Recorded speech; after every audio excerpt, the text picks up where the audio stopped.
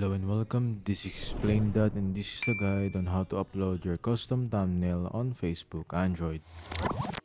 So first and foremost, we're going to go to your Google Chrome or any other browser that you have in your phone.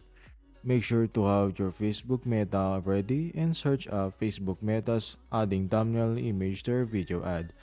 This will be rather easy for you because it depends and varies depending on the country and what type of policies your country makes in uploading your thumbnails in your videos in Facebook.